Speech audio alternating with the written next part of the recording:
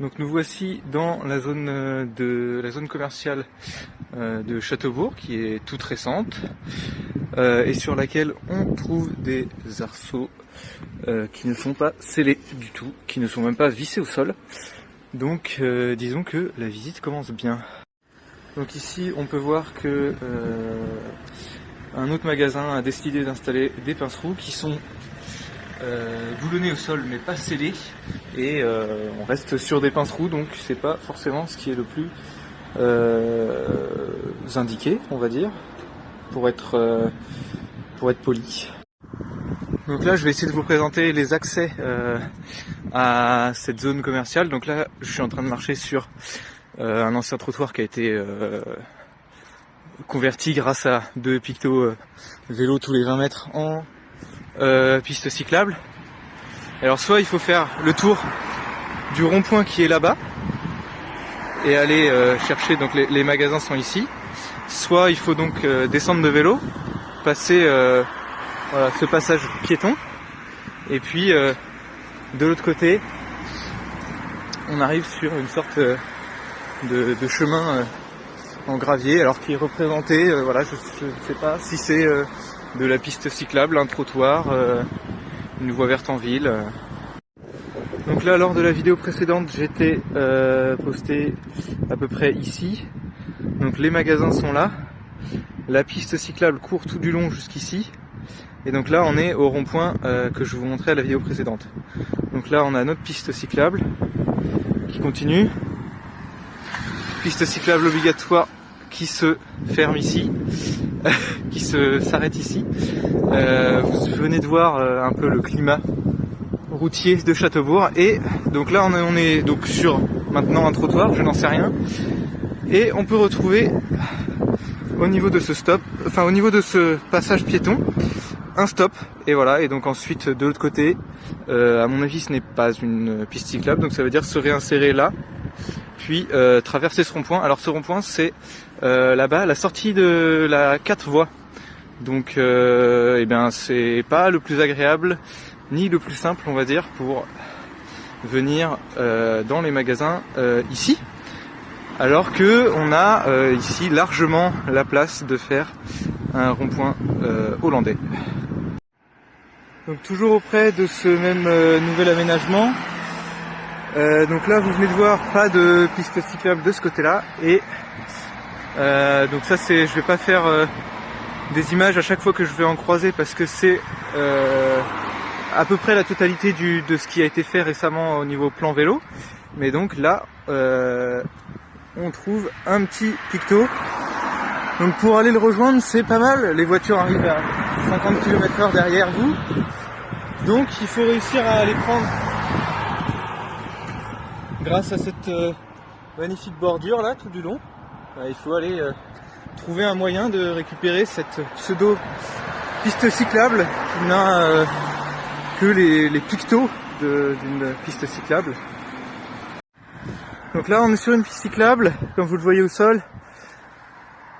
Côté gauche on rentre dans le centre-ville, côté droit on va plus vers la zone industrielle. Si vous voulez aller dépenser votre argent dans le centre-ville côté gauche, et ben c'est sympa, parce que là va falloir descendre, et là c'est voilà une belle marche classique, et on arrive à un aménagement voilà de qualité aussi, hein, donc des pictos au sol toujours.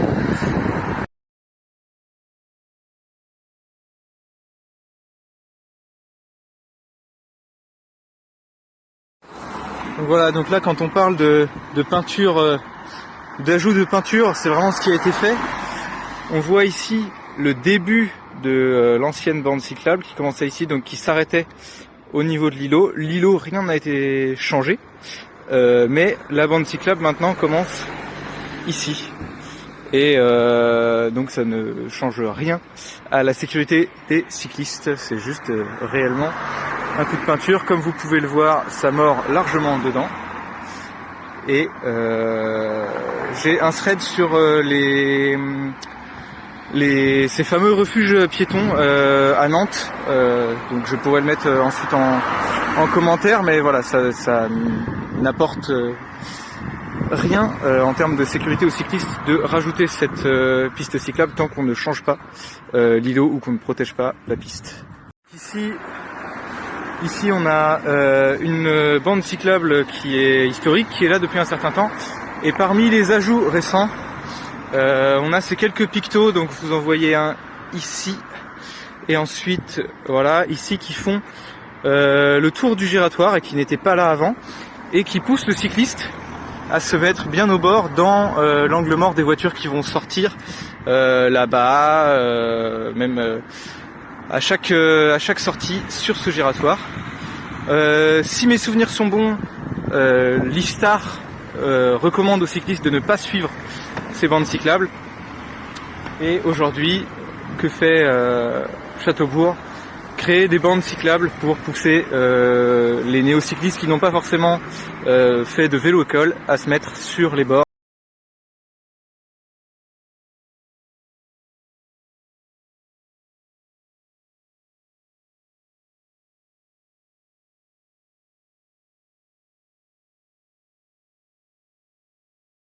De ce que j'ai compris, Agitater, l'association Agitater demandait des retours constructifs. Donc voilà, là j'en ai ici, dès le début, enfin dès qu'on s'approche de ce rond-point par la bande cyclable, rajouter des pictos vélos au centre de la voie. Voilà, aujourd'hui, à moins de faire un rond-point hollandais, mon avis personnel, c'est que c'est ce qu'il y a de mieux à faire, et donc laisser ces pictos vélos au milieu pendant tout le giratoire, afin de pousser, de légitimer en tout cas la place des cyclistes au centre, ce qui devrait être le cas sur ces aménagements, tant que donc on n'aura pas de rond-point hollandais. Donc ici c'est plus pour vous faire rire que pour réellement faire une critique, parce que c'est un aménagement historique qui a été fait, si je ne dis pas de bêtises, donc avant que la mairie actuelle soit élue, pardon. Mais ce panneau bande cyclable, piste cyclable obligatoire, où on a voilà, ce petit passage pour aller dessus. Et ensuite, bon, je sais pas trop comment ça se termine là, ça a l'air d'être un parking au fond. Voilà. Donc ici on avait une ancienne bidirectionnelle qui existe depuis un certain temps, qui est séparée par un rebord du trottoir, qui se terminait ici, je ne me souviens plus très bien, sûrement qu'il fallait traverser ici au niveau des sortes de carrés verts. Toujours est-il que maintenant le trottoir se transforme donc en une large bidirectionnelle, sans panneau explicatif, donc les piétons, étant donné que ce n'est pas une voie verte, je ne sais pas ce qu'ils sont censés faire.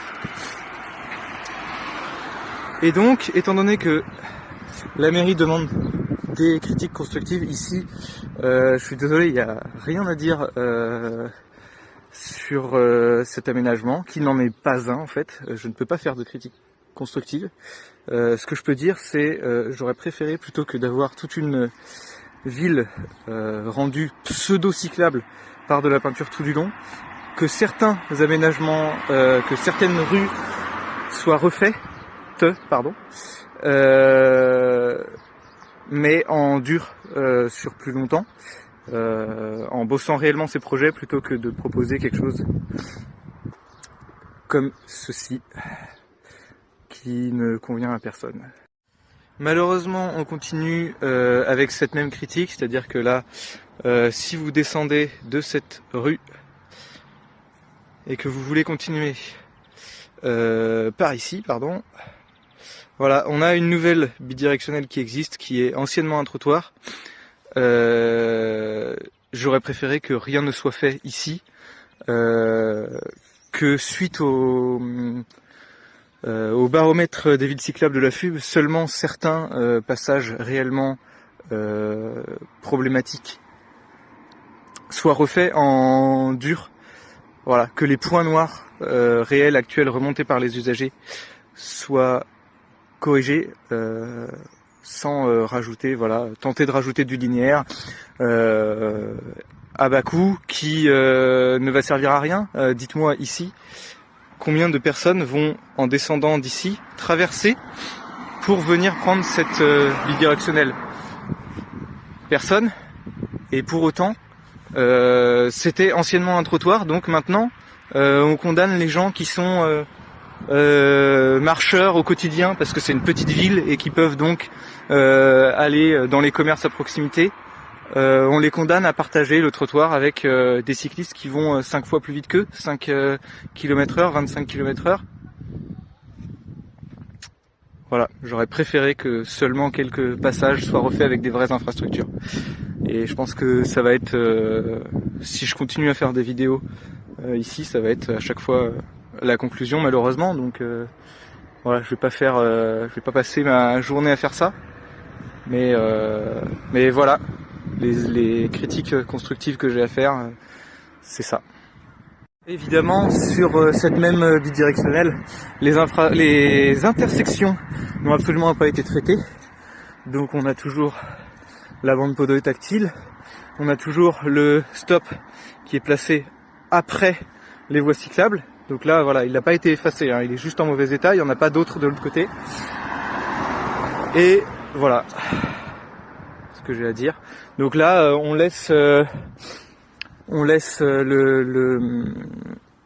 doute s'installer chez les automobilistes. Qui est-ce qui a la priorité ici? Voilà, à moins d'être urbaniste ou cycliste militant, difficile de connaître par cœur ces règles-là. Qui fait quoi ici? Parmi les autres aménagements récents, donc il y a cette bande cyclable qui n'existait pas avant. On est donc au niveau d'Interplan Central.